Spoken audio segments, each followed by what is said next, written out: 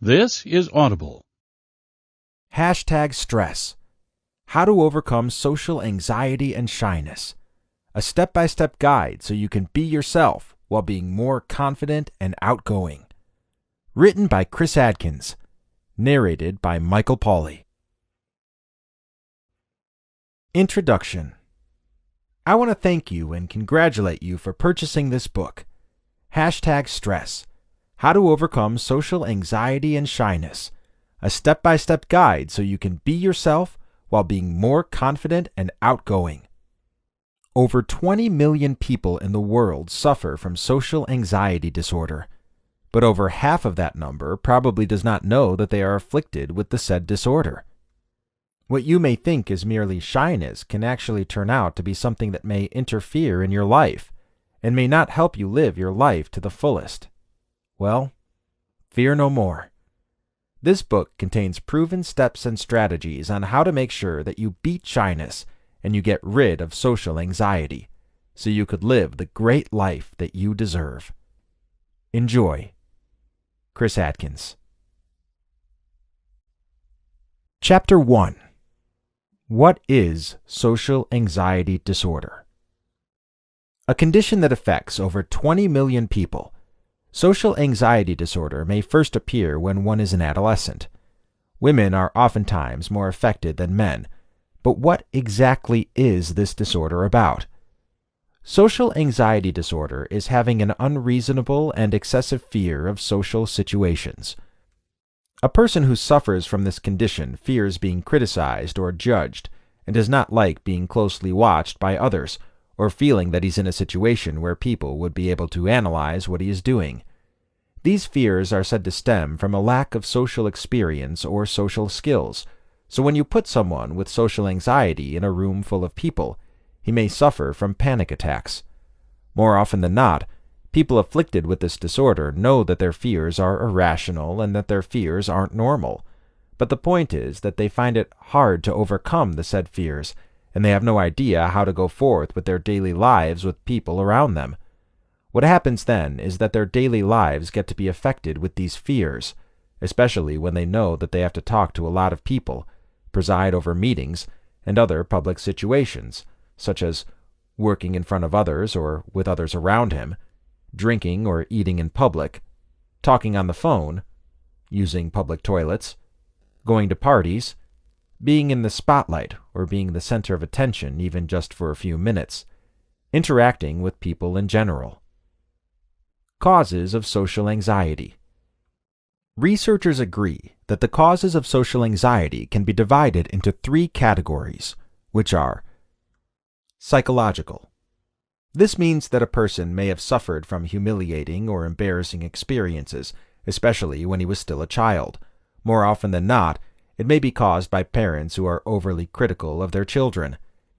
As they say, when you rear a child, you should really be careful about what you say and do because most of the hurtful things will be embedded in your child's head. Psychological factors may include being scolded or hurt by his parents in public places, feeling like he can never be good enough because of what he was told as a child, feeling trapped, or feeling like he could not get out of the shadow of an older sibling or maybe even a family friend, being told that his gestures, actions, and thoughts are wrong, being judged because of how he feels, among others. Biological. Meanwhile, the disorder may also be caused by some biological factors. This means that there are irregular brain circuit functions in the person afflicted with the disorder. These uncharacteristic brain circuit functions often result in patterns of fight or flight response where the patient often chooses the flight mechanism, which means that he tries to avoid hurtful or unusual situations as much as possible. Genetic factors also come to play. If your parent, especially your mother, is suffering from social anxiety, you may inherit the condition too. Environmental. Finally, there is the environmental category. This means that if a person has been overprotected or sheltered as a child, there's a big chance that he'll be afflicted with social anxiety. Also, when someone notices that the events around him are far from normal, or when he feels like it's fine to be anxious and that being anxious is a way to evade pain or danger, he will resort to it. It's not like he's doing it on purpose, though. It only means that it almost becomes second nature to him already. The symptoms. If you are familiar with any of the symptoms below, and you experience them while in social situations, or when you think of social situations, it may mean that you are suffering from social anxiety. Muscle tension. Unusual upset stomach or diarrhea. Sweating. Shaking. Pounding heart. Confusion. If you are suffering from social anxiety and also know that you really are as shy as a person, don't fret. There are a lot of things that you can do to reverse the situation. Check the next few chapters, and you'll find out how. Chapter 2. Make use of an anxiety worksheet. First and foremost, you have to understand where your social anxiety is coming from. As mentioned in the previous chapter, there are 3 main categories that determine the cause of social anxiety. But then again, every person has a different set of experiences, and that's why it is essential that you know exactly what's going on with you and why it is that way. That said, you need the help of an anxiety worksheet. It is recommended by most specialists all over the world and has even been cited in the works of Justine Weeks, Ph.D., a director at the Ohio University Center for Evaluation and Treatment of Anxiety. The worksheet is comprised of a couple of parts, but it begins with the so-called Anxiety Experience List, which you'll see down below. Social Anxiety Experience List. This Anxiety Experience List contains things that people with social anxiety usually experience. What you have to do is put a check mark on the situation that you felt the last time you had an attack, and an asterisk on what you usually feel during your worst attacks. Here's the list. Nausea. The feeling of being smothered. Dizziness. Palpitations. Racing of the heart. Ringing in the ears. Tightness of the chest. Diarrhea. Chills. Headaches. Blurred vision. Flushing, blushing. Chest pain. Feeling like your surroundings are different. This is called depersonalization. Others. State other things that you experience during your attacks. Then, go and describe the most recent situation that triggered your anxiety. Here's an example. Some of my friends' kids were around the house and they were just so noisy, I felt like I couldn't handle it. I felt some ringing in my ears and I felt my heart pounding like it was going to burst any second. There was also the feeling that I wasn't where I am anymore. An exposure hierarchy list. Next, you have to make sure that you also make an exposure hierarchy list. What you have to do is list down the events that trigger your anxiety from less severe to most severe. You can also list down 10 situations that make you anxious and rank them from 1 to 10, 10 being the most severe. The reason why you have to do this is so that you understand what really irks you or makes you feel the highest level of anxiety so you can try to avoid the situations or minimize being around these situations at first. Here's an example. Number 1. Seeing the person I dislike the most. Number 2. Having to answer the phone and talk to whoever is on the other end of the line. Number 3. Being on a plane.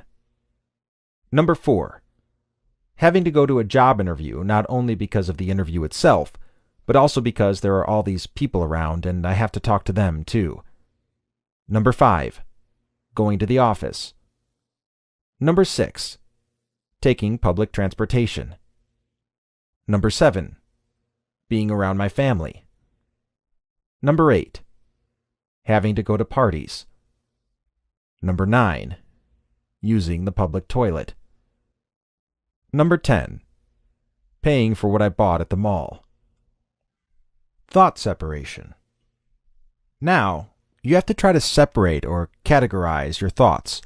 Again, there are 3 categories for this, and these are 1. Physical. What were the symptoms that you felt during your panic attacks or during situations that make you anxious? Remember that it differs for everyone, so it's just right that you write down how it is for you. Here's an example. Usually I get headaches and my heart races so fast whenever I'm in a situation that makes me anxious. I have shaky hands and legs too, and I feel like I'm somewhere else and it makes me scared. I also hate the fact that there's a lot of light around the room. Number 2. Behavioral. This is about how you acted or tried to escape from the anxious situation. For example, I covered my ears with my hands so I wouldn't be able to hear what's going on around me. I also put a blanket over myself so I won't be able to see light because it makes me feel all the more awful. Whenever I have my earphones and my iPod with me, I also just try to listen to music so I won't hear other people. Number 3. Cognitive. Finally, you have to write down the thoughts you usually have during your attacks. For example, I feel like I literally just want to be transported away from the situation, like I want to be anywhere but there. I want the world to swallow me up. I just want to be gone. Now that you're done with the first part of the test, you can go and understand more about your anxiety. By doing so, you will get to know yourself better too. You'll learn more about this in the next chapter. Chapter 3. Know where your anxiety is coming from. In this chapter, you'll dig deep into the roots of your anxiety, so you'll be able to understand why you feel anxious in certain situations. Here's how. Anxiety questionnaire. First, answer this anxiety questionnaire. Be honest with your answers. Number 1. As a child, how did you usually feel when you were around your parents and family? Number 2. What usually made you feel anxious as a child? Number 3. Were you very shy as a child, or did you notice your shyness growing as you grew up? Number 4. Have you always had trouble relaxing? Number 5. What usually runs in your mind? Number 6. What things are you most worried about? Number 7. Have you ever felt unloved or underappreciated as a child? Number 8. Are you often irritated or annoyed? Number 9. Do you often fear that something terrible might happen? Number 10. What other symptoms do you feel aside from what's given? Number 11. What other conditions do you suffer from? Number 12. Are there particular people you do not want to be around? Who are they, and why? Number 13. What situations annoy you? Number 14. What situations make you feel like running away? Number 15. What provokes you? Number 16. How do you feel when your routine gets interrupted, or when something out of the ordinary happens? Number 17. How do you feel when someone invites you to a party? Number 18. Where do you think your anxiety stems from? Reaction formation.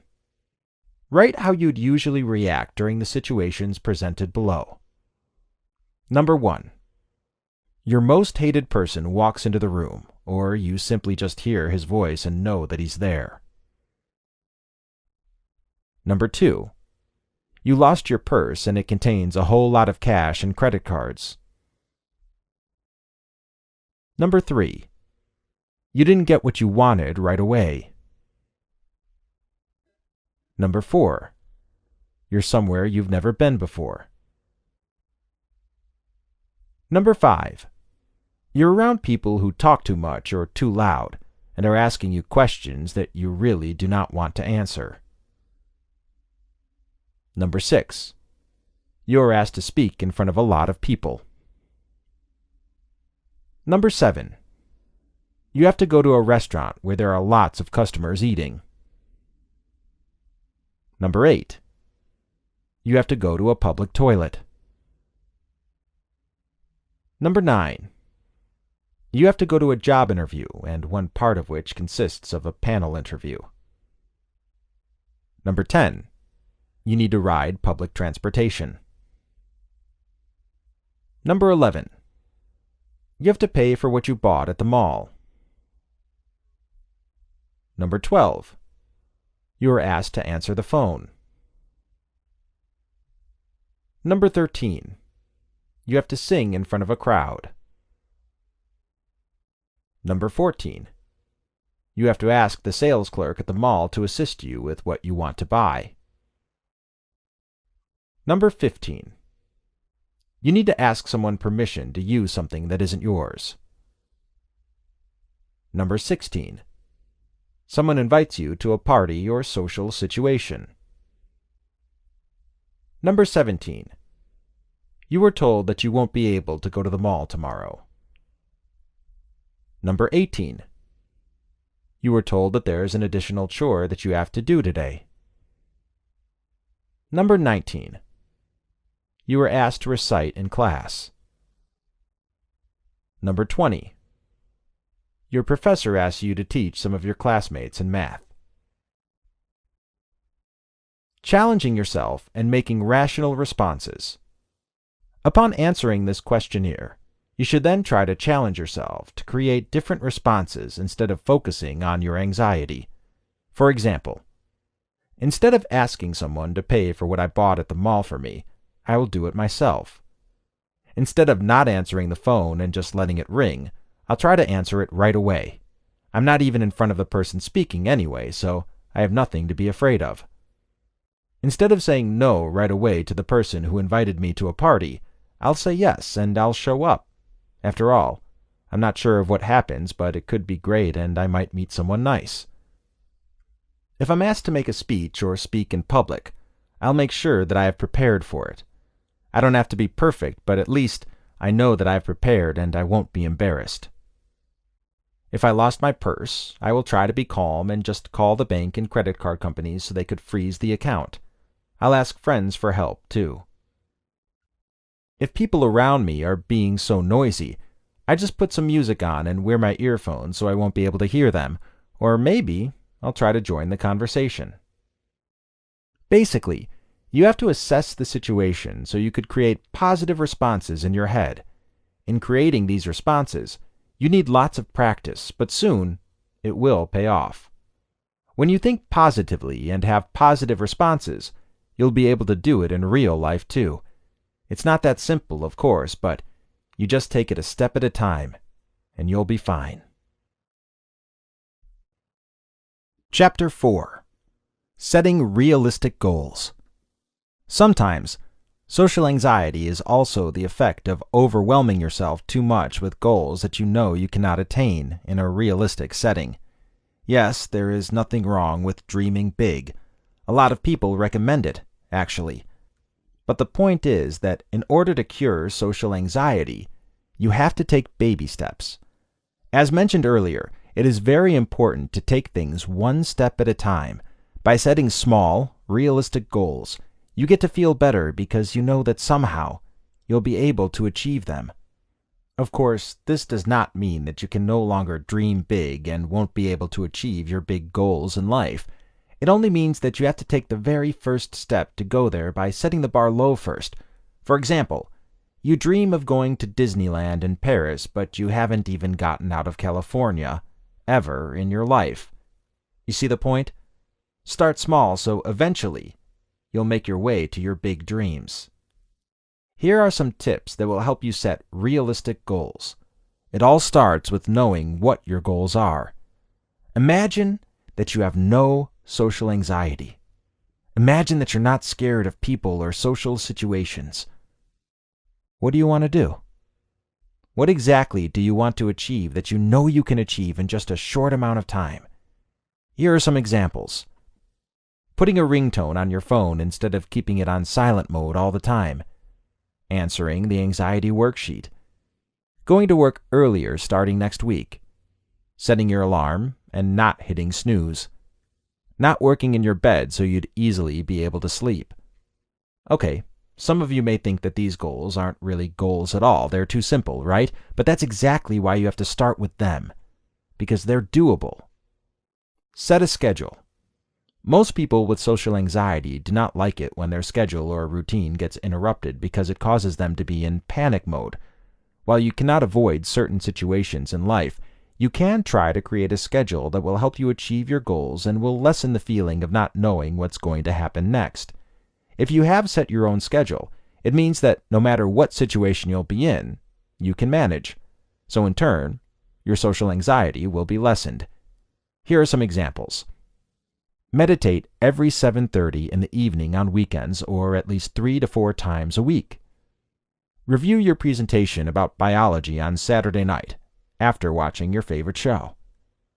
Catching the bus at 6 o'clock in the morning. Trying out that new restaurant on Sunday. Keeping a calendar or a planner will come in handy too.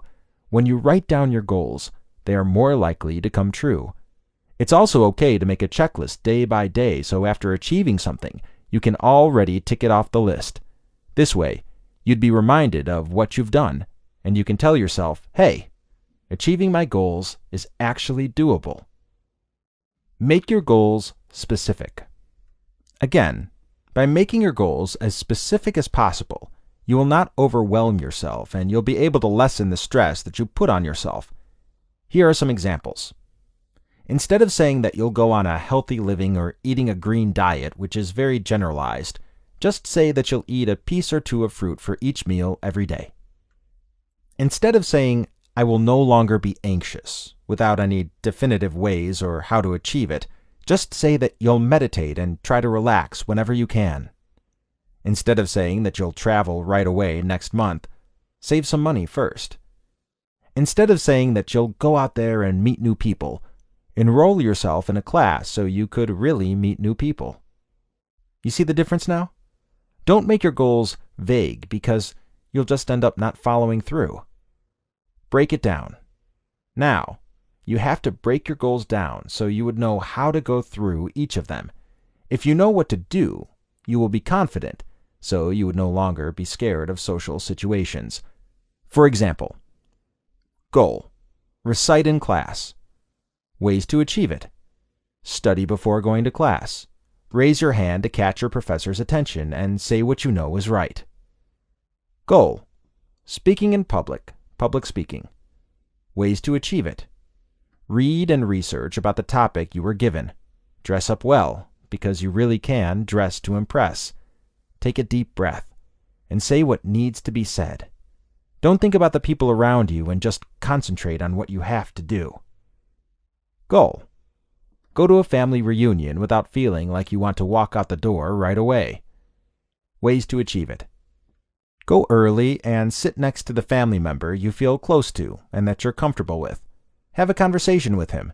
Introduce who you have with you if necessary, and just laugh and smile along so that the situation would be light. It's okay to revise your goals or your plans on how to get them. If you feel like you have done what you could do and you still cannot achieve those goals, maybe you need to take a step back and see what could be done first. Remember that it's okay to retrace your steps. Look back on what happened and think about how you got there.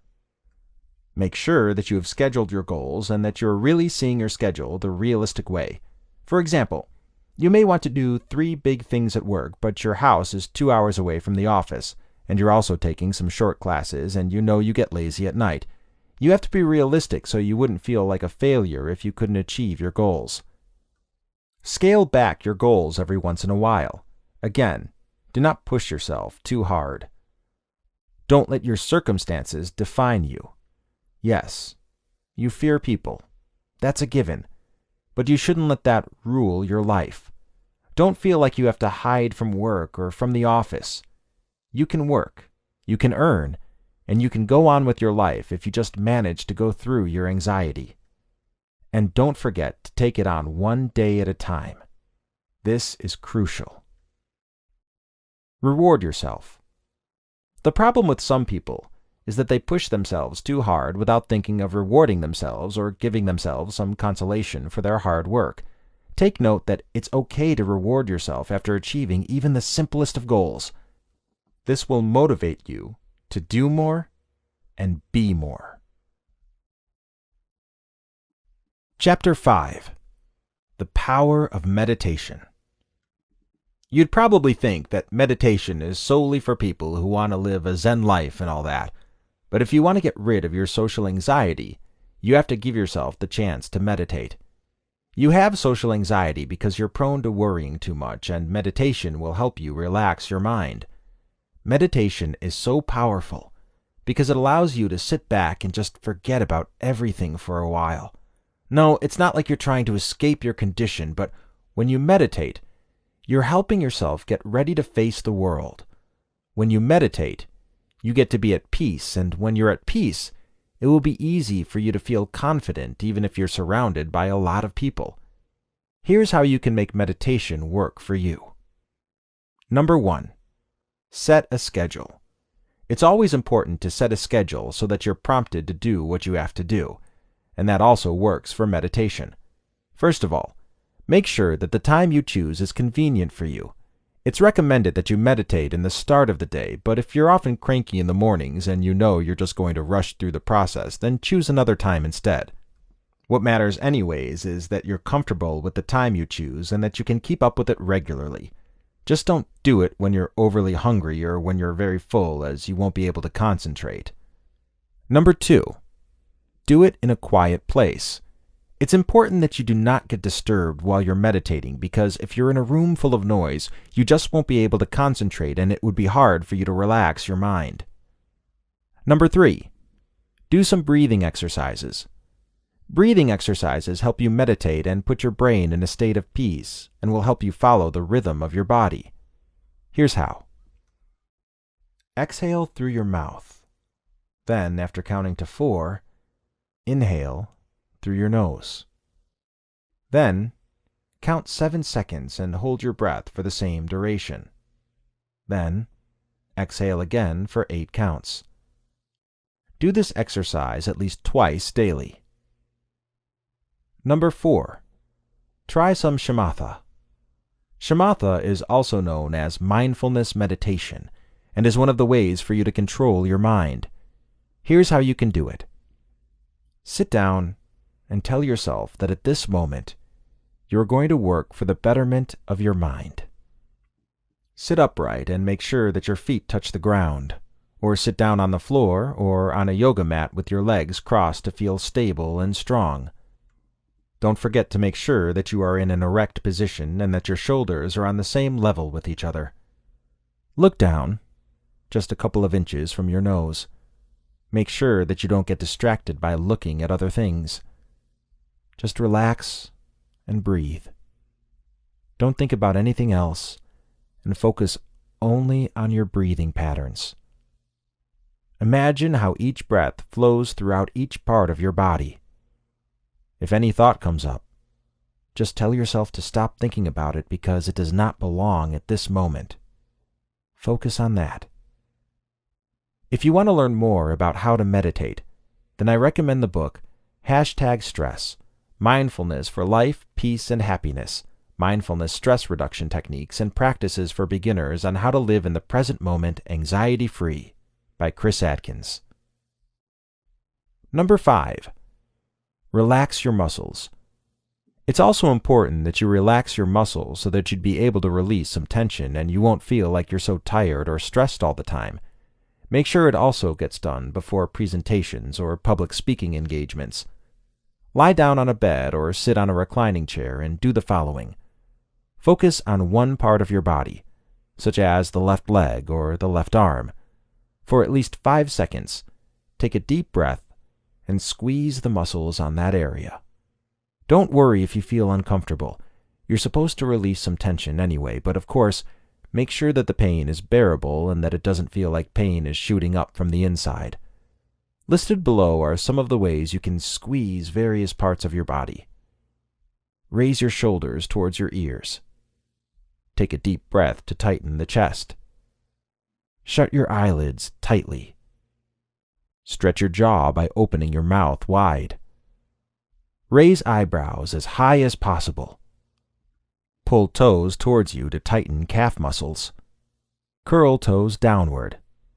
Squeeze thigh muscles. Draw forearms towards your shoulder. Clench fists. Inhale to tuck your stomach in. After 5 seconds, allow tightness to flow out of that muscle group and make sure to exhale while doing so. Now the muscles would feel loose. Focus on the feeling of the loose muscles instead of the tension that you felt earlier. It's important to focus on this for around 15 seconds so that your mind will realize that feeling loose or relaxed is so much better than focusing on tension or negativity.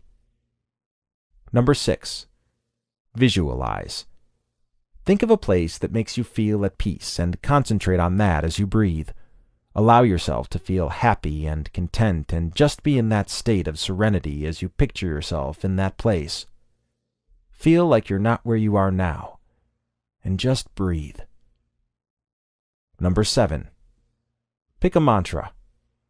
Say, "I'm at peace," or "I'll ace this presentation," or "People won't be looking at me, so I have to calm down." What matters is that you pick a positive mantra so you can help yourself focus on that and stop thinking about all the negative thoughts in your head. Repeat until you believe in it. Number 8. Try Shukma Yoga. Shukma Yoga is considered as subtle yoga, which is perfect for those who are only starting to meditate. It's not as hard as real yoga, so it'll help lessen your anxiety too. Here's how. Use your thumb and index finger to pinch your eyebrows. Massage your temples. Pull your ears for at least 10 to 15 seconds. The reason for doing this is simple. Yogis believe that doing so is also a sign that says that no other person will be able to pull your ears or bring you down. Close your eyes, then open them wide. Use your fingers to pull them wide and do so for 10 to 15 times. Massage your chin and cheeks by using your fist, middle, and ring fingers. Move your ears clockwise and counterclockwise. For around 8 to 10 minutes, move your jaws. Take a few deep breaths and move your head to the motion. What about yoga? Incidentally speaking, you can also try doing yoga to help you out, especially if you have mastered meditating already. Yoga puts you in a state of peace. It calms you down and helps you deal with what you have around you. More so, yoga helps you become physically fit, and when you are confident with how you look, you end up feeling confident with everything about you. This means that by trying yoga, you help lessen the anxiety, and you end up being a more confident you. Here are some of the poses that you could try. Twist and sit. Extend your legs while sitting on the floor. Then cross your right leg over the left and place your left elbow next to the right knee. Twist your body for as long as you can and stay in that position for a minute. Bridges. Lie on the floor and bend your knees over the heels. Exhale with your arms at your sides. Then lift your hips and make sure that they are parallel to the floor. Hold this position for at least a minute. The snake. On the floor, lay face down and tighten your pelvis on the floor. Squeeze your glutes and tuck your hips. Then make sure that your shoulders are pointing away from your ears. Push your index fingers and thumbs down and inhale. Repeat as much as you can because this will help you relax. Doggone yoga. Go on all fours with your hands under your shoulders and with your knees under your hips, then walk forward with your knees curled under and hold 3 full breaths. The crow. Do the dog position and walk directly northwards until your arms are able to touch your knees. Then, lift your heels off the floor and bend your elbows. Rest your knees against your upper arms for around 5 to 10 breaths with your legs and abs against your arms. Mountain yoga. Do this by standing with your shoulders relaxed and your feet together. Then raise your hands upwards, take a deep breath, and reach towards the sky. Tree yoga. With your arms at your sides, stand up and make sure to shift your weight to the left leg. Bring your hands in the position of a prayer in front of you and inhale for around 30 seconds. Repeat on the left side. Warrior type. With your legs 3 to 4 feet apart, do a 90-degree angle to the right with your left foot in, and then relax your shoulders after bringing them down to your hips. Bend your knees and gaze to the right. Then repeat with your left. True triangle. Extend your arms to both sides and bend your right leg. With your feet at a 90-degree angle and with your toes apart, touch the floor with your right hand and extend your fingertips towards the ceiling. Hold this stance for at least 5 seconds and gaze towards the ceiling. Then repeat on the opposite side of your body. Perfect pigeon. In a push-up position, let your palms align with your shoulders, then place your left knee on the floor, perpendicular to your shoulder. Bring your right leg down and lower your forearms and make sure that your chest is just right in front of you. Now, bring your chest towards the floor and pull your navel in while curling your toes. Bend your knees for around 5 reps towards the floor and repeat on the other side of your body. The child. Sit comfortably, then roll your body forward alongside your forehead. Then, as low as you can, lower your chest by extending your arms forward. Breathe and hold this position for 5 to 10 breaths. Chapter 6. Avoid being self-conscious. More often than not, people with social anxiety and shyness are very self-conscious. This means that they often cloud up their mind with thoughts that people are being overly critical of them. Some of their thought processes include, people are looking at my clothes, I should have worn something else. Have I got pimples showing? Did my skin break out so bad last night? I won't be able to do this. This person is better than me. I think I failed. I didn't impress them. They're talking about me. I should go away. Sounds familiar, right? Well, you really cannot judge people who think this way, because these thoughts are probably just the result of people who mocked them in the past. If you're familiar with these thoughts, then you probably know how this feels and why it's so hard to avoid being self-conscious. But then again, you cannot let it rule your life. Sure, it's hard to just become confident right away and block these thoughts from your head, but you can always try. Here are some ways that could help you avoid being self-conscious and help yourself become more confident in a crowd. Number 1. Realize that being self-conscious is not okay. When you are self-conscious, you fail to see the beauty of the situation, and you only get to focus on thinking that people are going to criticize you or that people are going to hate you. This puts you in a bad mood right away, and of course, that will make you feel like you should just hide from people or that you shouldn't try to mingle with them. More so, being self-conscious makes you forget about other things about the event and you focus only on the negative things. You forget details, and that's not good because sometimes the beauty of a situation is in the details. And you also have to think of the fact that not everyone is out to get you. Number 2. Switch perspectives.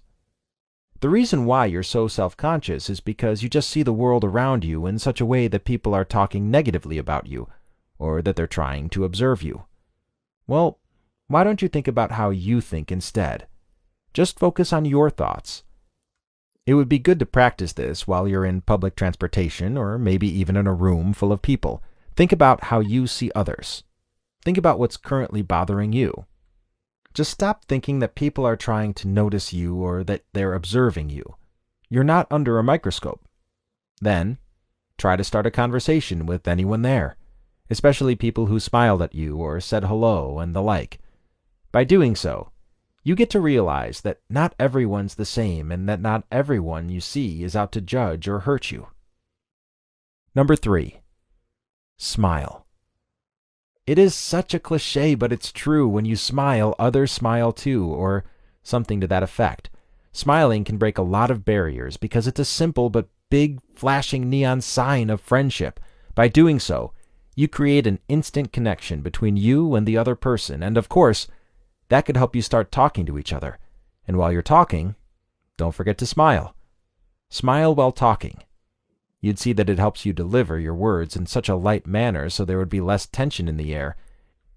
It may be hard to look at others in the eye if you have social anxiety, so smiling would be okay, because even if you don't look at them directly, it will show. Number 4. Watch movies or television shows. No, it's not about turning you into a couch potato, but it's about observing how actors play different characters. And again, no, you don't have to be such a pretentious individual, but by observing these actors and the situations that they're in, you also get to understand what you can do in these certain situations so you won't feel unprepared. This way, if people are going to look at you, they're going to be treated to something good. You can practice by looking at yourself in front of the mirror and acting out a scene or two. You can even pretend that you're in a music video. It may feel awkward at first, but sooner or later, you'll get the hang of it. It's a good way to build confidence and see yourself the way others may see you. Number 5. Try having an outward focus.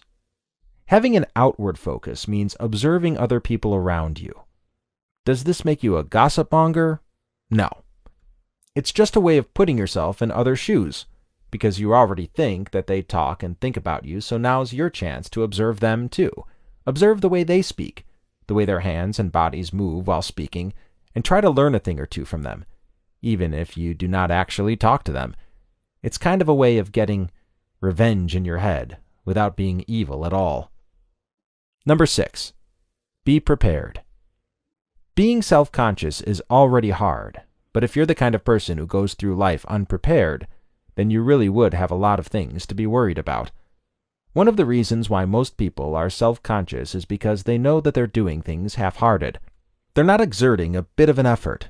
But if you know that you're prepared for what you have to do, for example, a presentation or a speech, you know that somehow you'll get to impress people.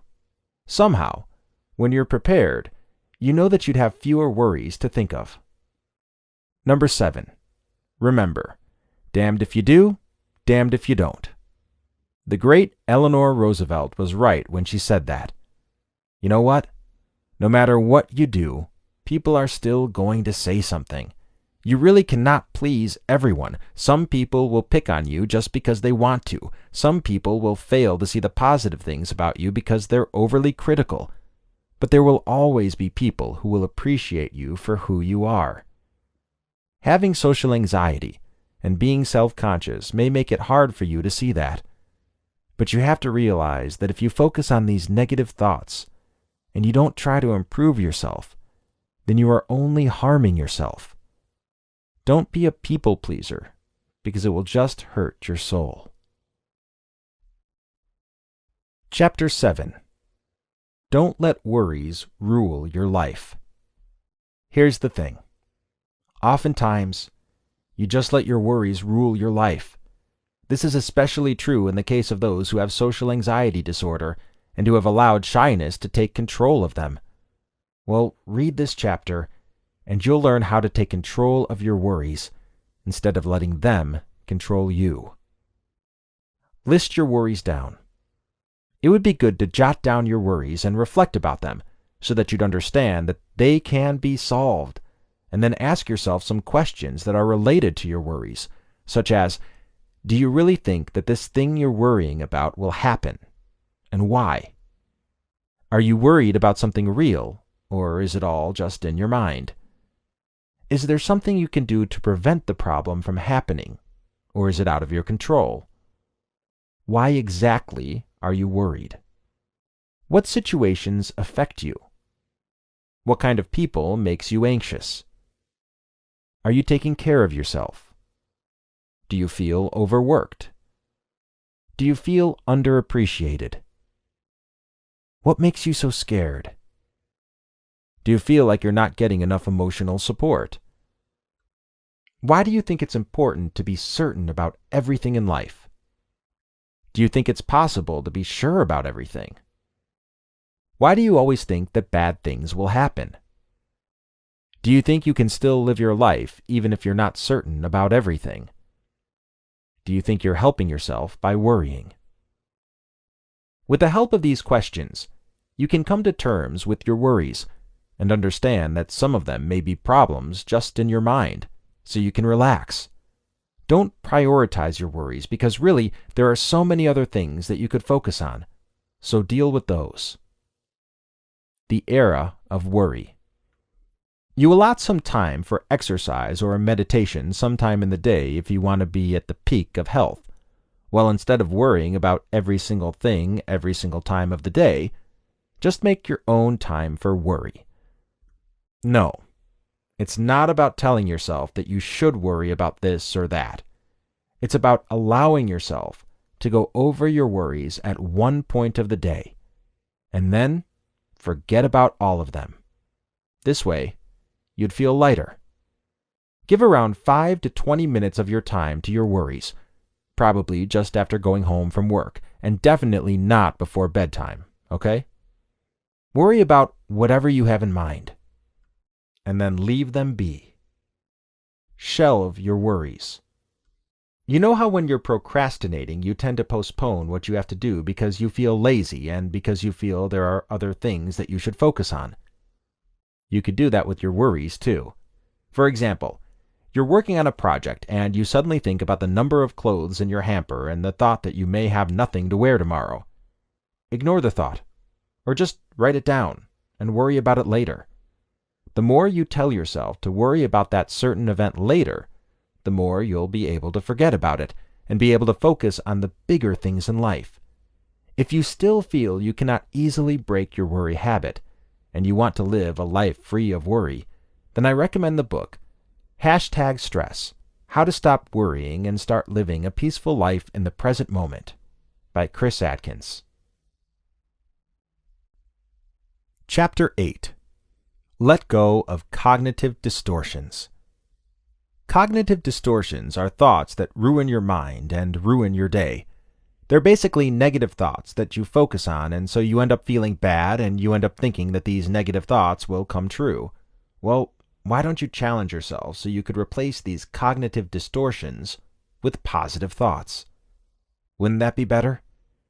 If you're already afraid of almost everyone and of the world around you, you have to help yourself by feeding your mind with positive thoughts, instead of focusing on thinking that things will fall apart and you'd come crumbling down.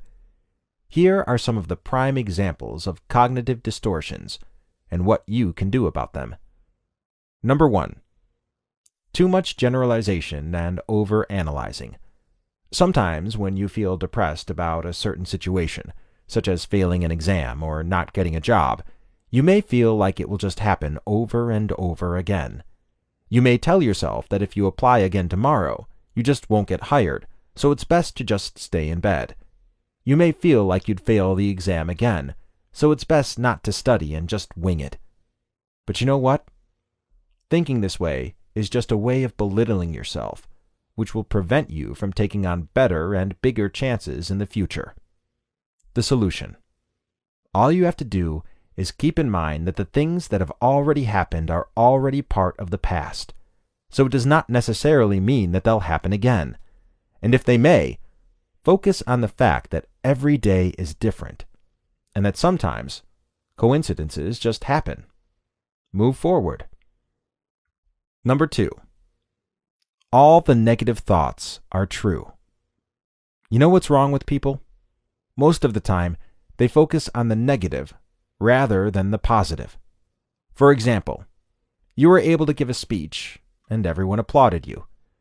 Instead of focusing on the fact that you were applauded and that you may have inspired people, you'd focus on the fact that you stuttered for a second or that you forgot a part of your speech that people did not even notice. Sometimes, all you notice are the things that have gone wrong instead of what went right, and it's definitely not good for you. The solution. Be your own cheerleader. Start seeing yourself for the person that you are, instead of the person you think you are. Take note of your achievements, no matter how small. It's never wrong to feel like you did something right once in a while.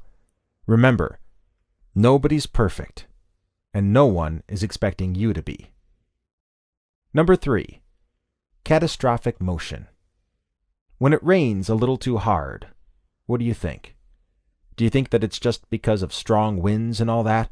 Or do you think that the world is going to end soon?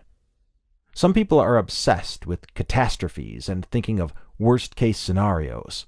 Sure, it's good to expect the unexpected, but you really don't always have to expect the worst. The solution: focus on what's happening only at the given moment, and not what's already happened before. And stop thinking that the world is going to end the next second. Yes, it will end one day, but no one really knows when or how. So instead of worrying about the end of the world, just do what you have to do, and try to be good at it so that one day you wouldn't have any regrets. Number 4. Labeling and stereotyping. Loser, stupid, flirt, idiot, moron, big-headed, airhead, and so on. You've probably heard these words before. Some may have been said to you, and some you may have been called yourself. The thing with labels is that they minimize your skills. They make you feel like you cannot do something because you're supposed to be a loser. If you enjoy basketball, you can no longer like music. If you're a math whiz, it means that you shouldn't watch reality TV. You see the pattern? The solution: labels are meant for packages. Are you a package? You're certainly not. So, why would you call yourself a loser? Why would you listen to what others have to say when you know you're so much better than that? And even if you don't feel like it at the moment, you can always improve yourself. Stop labeling yourself, and stop labeling others. You're always more than what you think you are. Number 5. Coming up with conclusions right away. People are keen on judging others and hate it when others judge them too. More so, people tend to overanalyze every situation. When the person sitting across you from a train glances at you, you may feel like he's scrutinizing every aspect of your personality, even if he does not actually know you. When your boss asks to talk to you, you'd think that he's going to fire you. When you see someone who wears a miniskirt, you'd automatically assume that she is a flirt. In short, people are prone to think that they know everything, and it's not good for anyone.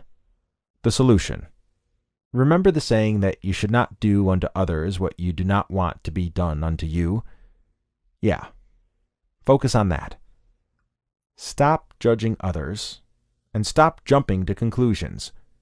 It's also about the fact that you should not label or stereotype others. Jumping to conclusions would just make situations worse, because instead of focusing on what's good or finding a solution, you'll just be all talk. Don't be that way. Number 6. Feeling oh so guilty. There are people who are guilty of everything, even if they did not do anything wrong. For example, your friend got into an accident, and the night before you did not respond to her text message. Then, when you hear about the accident, you'd feel like you should have answered her text message. You'd feel guilty and even blame yourself for what happened. But the thing is, even if you replied to her, the accident would still have happened, because sometimes that's how the world goes, and you really have nothing to do with it. The solution: remind yourself that there are some things you have no control over. Life is so much bigger than any of us, and that's the truth. Don't get yourself too worked up over things you have no control of. Number 7. Shoulda, woulda, coulda.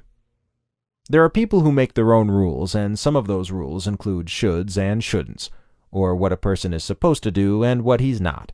For example, you plan to eat vegetables for 5 days a week and just eat meat on the weekends, but there's a party at the office on a Thursday and there are chicken lollipops. And for a brief moment you ate some chicken lollipops because you forgot about your rule. Then, upon going home, you blame yourself for forgetting your own rule, and you'd feel so bad about it, which in turn will make you have a hard time doing what you have to do. The solution: you know what? It's okay to live a little. It's okay to bend your own rules once in a while, because as a person you're supposed to enjoy life. Eating a chicken lollipop won't kill you. It's good that you know that you made a mistake, but that's that. Don't beat yourself up too much. Number 8. Your friends don't really like you. Your family hates you. Everyone hates you. Some people fail to trust even the closest people around them.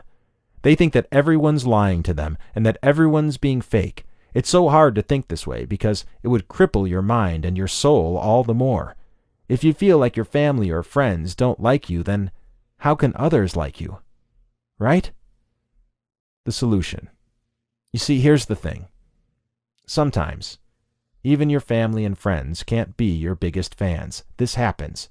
It feels bad, but it happens. But will you let that break you? It doesn't matter if your family or friends aren't pleased with what you're doing or with who you are. It will hurt you, yes, but then again, you are just living your own life, and there is nothing wrong with that. Concentrate on yourself and what you can do to improve your life, and just ignore these thoughts about your family and friends. Number 9. I get this, or I get none. This happens when people see the world in black and white with no gray spots in between. It means that if a person made a mistake, he'd think that he's a total and complete failure, and that he could no longer redeem himself. He thinks that a fight with his girlfriend would lead to their breakup, just like that. He has this all or nothing way of thinking. The solution. Again, it's all about living in the moment and savoring today for what it is. Sure, your day may not be perfect, but it doesn't mean that you have a bad and awful life. One mistake does not have to define you.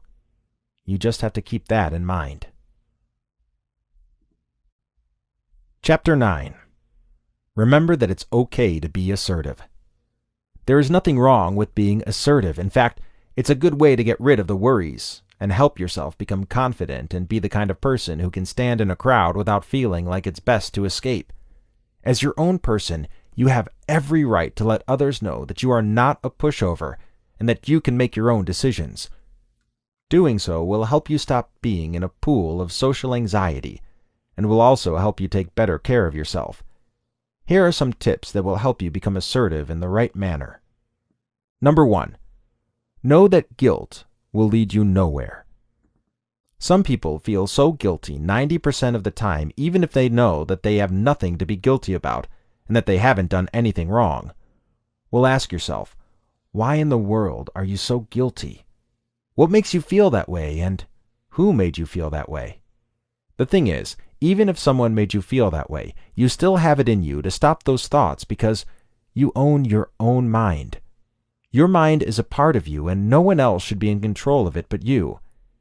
If you've done something wrong, admit it and say sorry, but don't feel the need to berate yourself all the time about it. More so, stop feeling guilty about things that happened years ago. Those things are over. Even if you feel sad about them, or even if you feel like they aren't right, you just cannot turn back time. No one can. But you still have the present for you to live in and the future for you to think of. So focus on that. Number 2. Know that it's okay to say no. The reason why some people have developed social anxiety is because they used to do everything for everyone around them. It came to a point when they no longer felt like they could be themselves, and they felt like they cannot make others happy if they turned down their requests.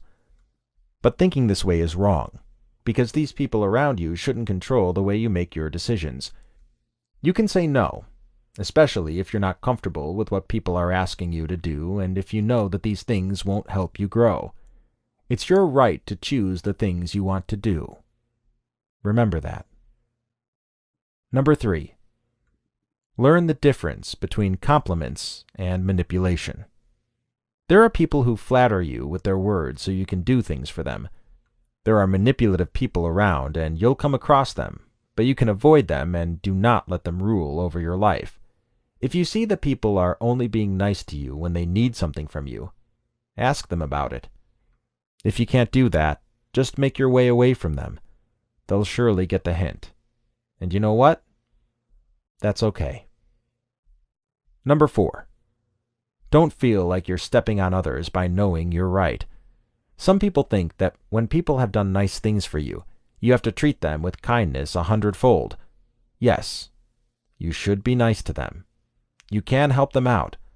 But don't feel the need to do everything they ask you to do for them. Don't feel like you have to give them what they want just because they've done good things for you in the past. You have to know your rights and know your limits, because if you don't, you'll only be a pushover.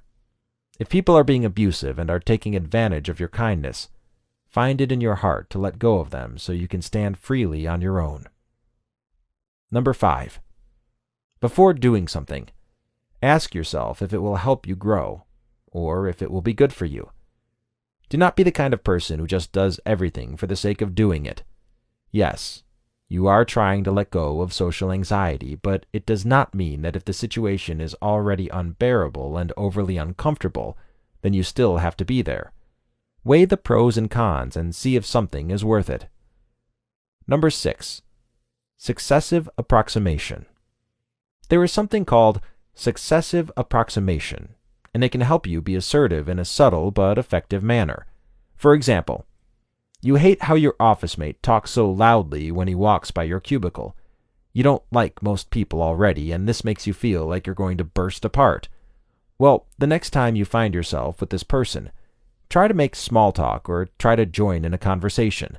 Then, when his attention is on you already, just mention something like, "It's hard to work some days when people are too loud, don't you think?" If he's smart, he'll get the hint. The point is that you get to let people know what you want without being crass, and that in itself is already a great thing. Number 7. Make sure that you set some boundaries.